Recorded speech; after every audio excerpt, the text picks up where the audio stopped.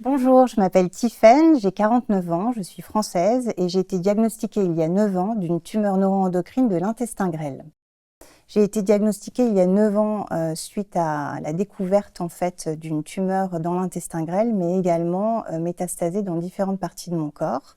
Depuis mon diagnostic, on a dû faire face en fait à différents traitements puisque j'ai bénéficié dans un premier temps d'une chirurgie qui a permis de retirer la tumeur primitive qui était logée dans mon intestin grêle.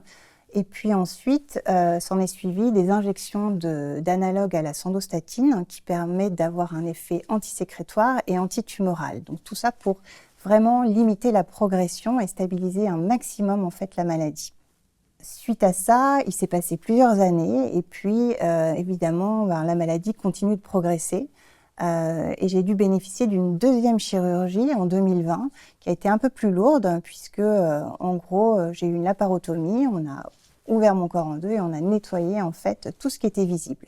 Donc l'idée c'était vraiment de remettre les compteurs à zéro. Et puis l'année dernière, lors d'un contrôle de routine avec des imageries, on s'est rendu compte que la maladie continuait de progresser. Donc là on était à 8 ans après le diagnostic. De chirurgie, des analogues tous les mois pendant toutes ces années. Et on m'a proposé, en fait, au vu de cette progression, d'avoir une approche un peu plus systémique et de me proposer, en fait, ce qu'on appelle la radioligand thérapie, donc une thérapie radioligand. La façon dont j'explique à mes amis ou à mon entourage comment fonctionne cette thérapie, c'est assez simple. En fait, sur les cellules cancéreuses, vous avez des récepteurs. Et ces récepteurs-là, en fait, vont capter un produit radioactif qui vous est injecté par voie intraveineuse. Donc c'est assez bien fait parce que c'est très ciblé, contrairement à d'autres types de médications, où on ne va pas forcément atteindre même des cellules saines. Là, vous allez avoir en fait un traitement qui va venir directement en fait s'attaquer aux cellules cancéreuses. J'ai commencé cette thérapie au radioligand en janvier 2025 à raison d'une injection espacée tous les 2 mois. Donc le parcours en entier dure à peu près 8 mois. Vous avez des effets secondaires qui surviennent très très rapidement après l'injection. Alors ça peut être par exemple beaucoup de fatigue, un peu nauséeuse, un peu une perte d'appétit.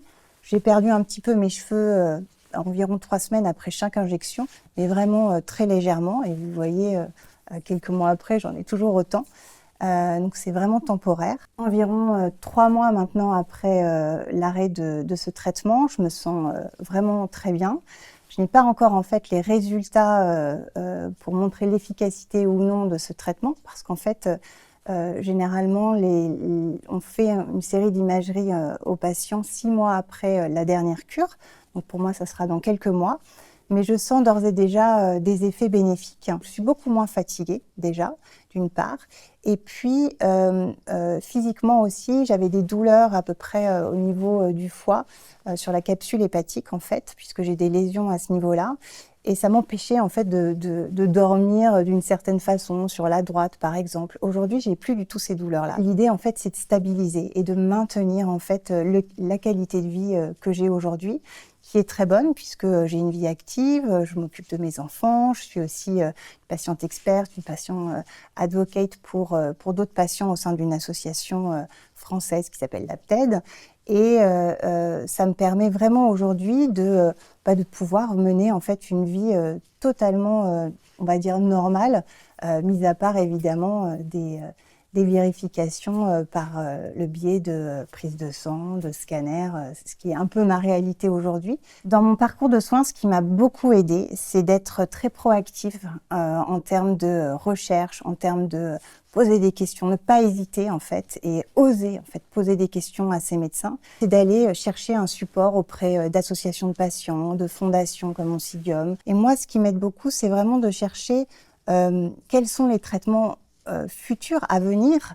Peut-être que je ne peux pas contrôler la maladie aujourd'hui, mais je peux contrôler et m'éduquer en tout cas sur la façon dont on peut traiter cette maladie et comment peut-être un jour on y arrivera à bout.